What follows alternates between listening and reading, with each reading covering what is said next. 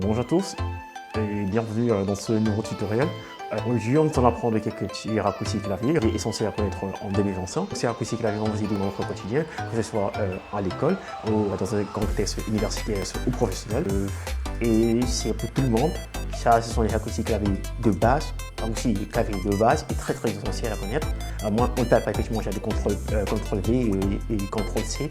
Non, en fait, effectivement, des raccourcis clavier assez approfondis et toutefois essentiels.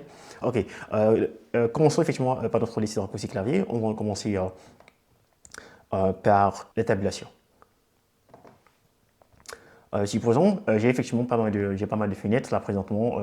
J'ai pas mal de fenêtres là. Et ce que j'aimerais faire, c'est déjà naviguer entre les différentes applications.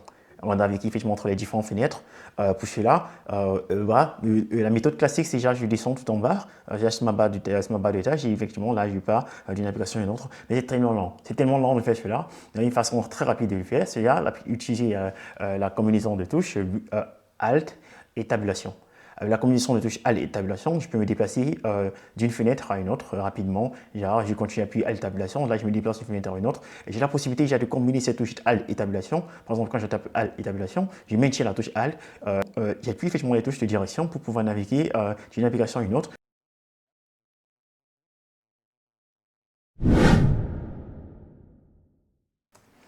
J'ouvre mon éditeur de test, là. Ok, moi j'ai saisi quelque chose et ensuite je dis ok, moi je vais me le fermer.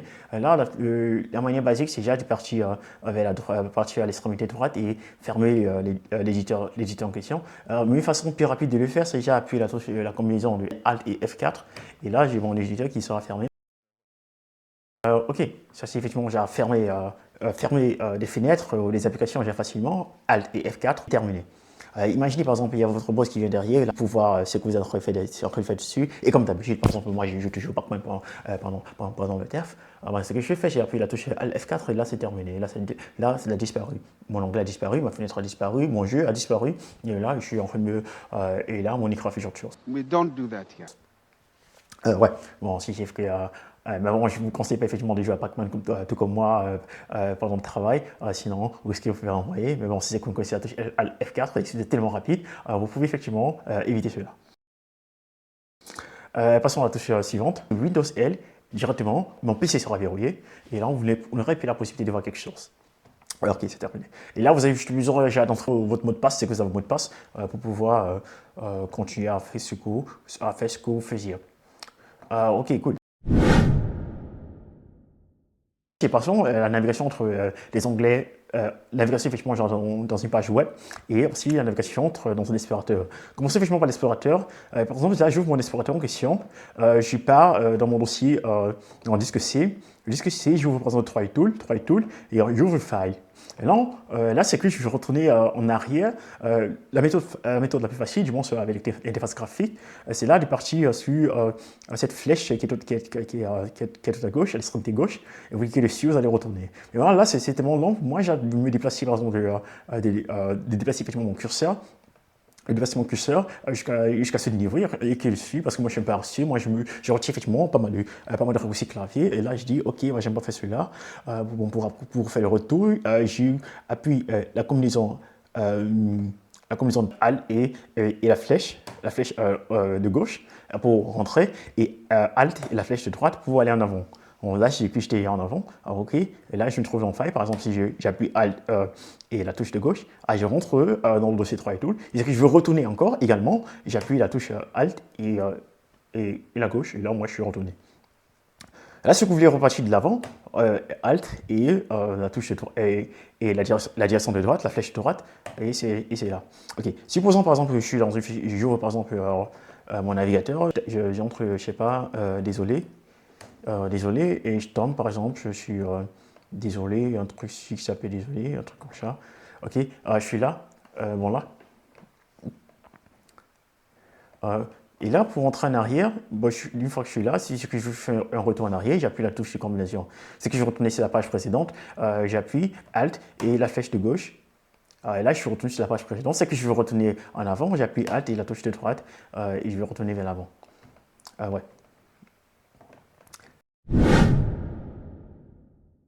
La touche suivante, effectivement, c'est la touche des gamers. La touche des gamers, si c'est que vous êtes gamer, vous pouvez faire effectivement la coucou. Imaginez par exemple que votre partie, vous êtes tellement déjà dans le flow, vous êtes tellement dans le flow en question, mais vous aimez effectivement enregistrer tout ce que vous faites parce que vous êtes tellement performant aujourd'hui.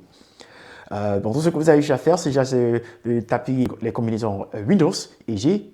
Et ensuite, quand j'appuie la combinaison Windows et G, vous avez la possibilité de voir la barre de game. Ah, here we go again. Okay, à partir de là, vous avez la possibilité genre, d'enregistrer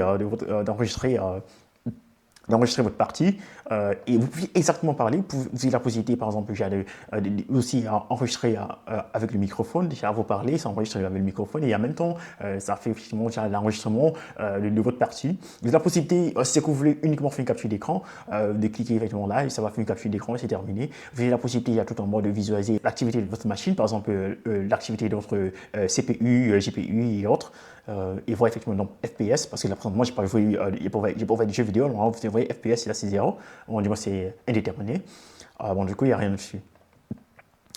Ok, donc là, c'est vraiment pour les gamers, c'est que vous aimez vraiment, ça va tellement reflet. Moi, j'ai enregistré pas mal de mes parties, j'ai vu pas mal de parties de jeu avec ce Windows 10, c'est tellement bien. Je recommanderais à tout le monde. Vous n'avez pas besoin, effectivement, d'installer un autre logiciel pour celui-là. Vous n'avez pas besoin d'installer un nouveau logiciel pour celui-là. Windows 10, à partir de Windows 10, ce Windows 10 existe. Très bon raccourci clavier, je recommande à tout le monde. Ah ouais. Une autre combinaison, ça c'est pas uniquement pour les gamers cette fois-ci, ça c'est pour tout le monde. Ça c'est pour tout le monde. Ça c'est, je fais peut-être une capture de mon écran. Je sais pas, peut-être je vais envoyer peut-être à un ami ou un truc dans le genre. C'est pas Windows Shift et S.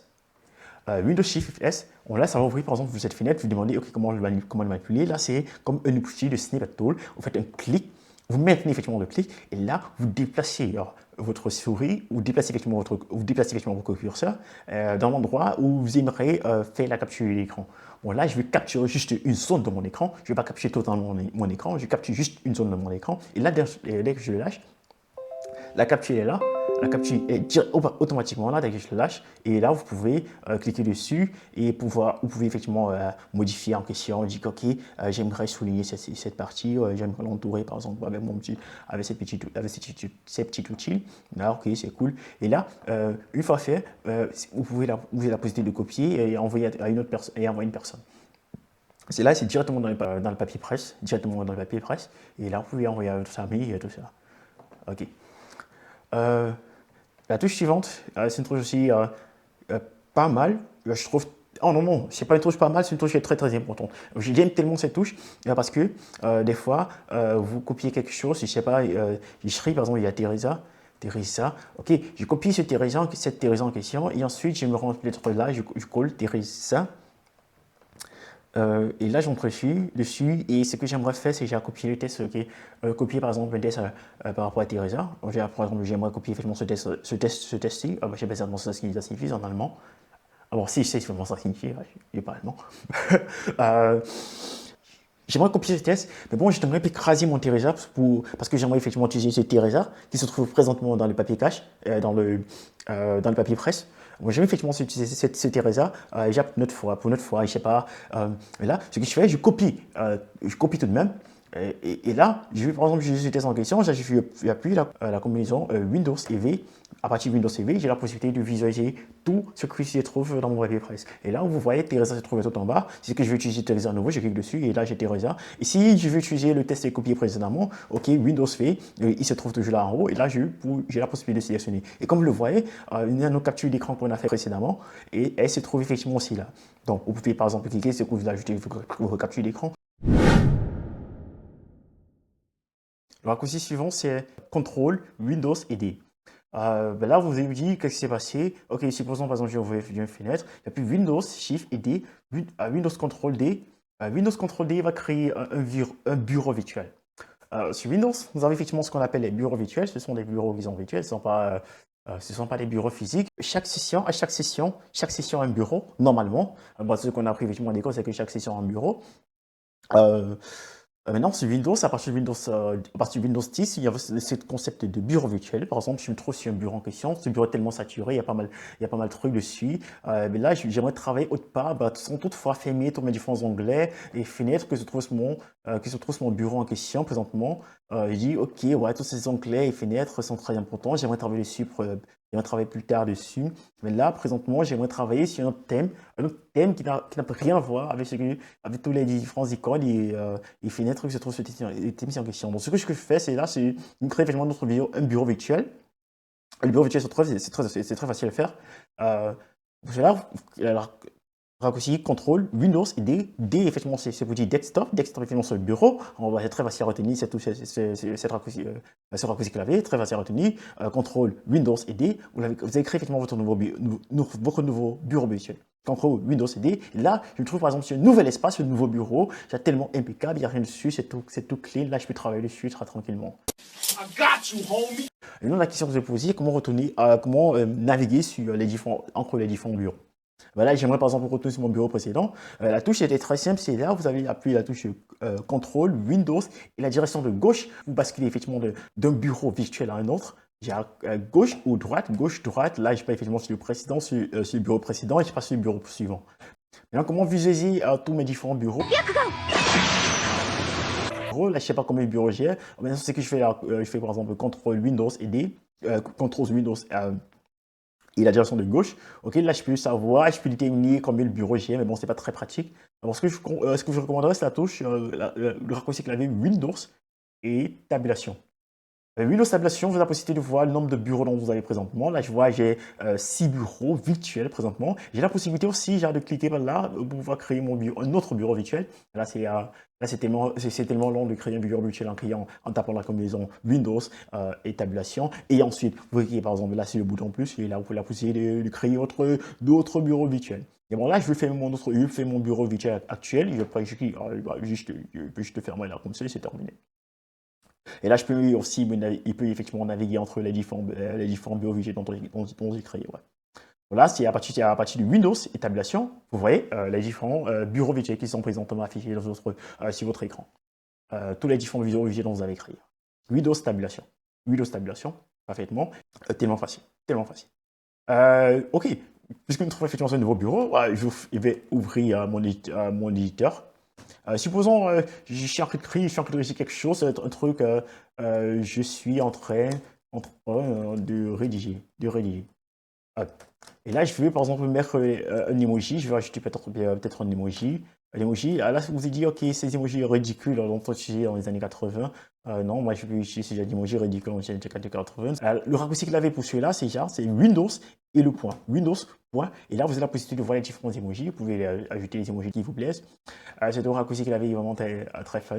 J'utilise tellement dans le quotidien. Des fois, quand je vais chatter effectivement avec certaines caméras, certains collègues, moi, j'utilise par exemple ce Windows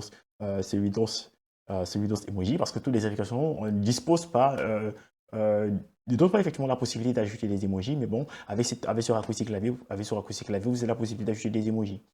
Et si c'est que vous êtes tellement rétro, vous avez la possibilité également d'ajouter des emojis rétro des années 80 et tout ça. Vous voyez quoi.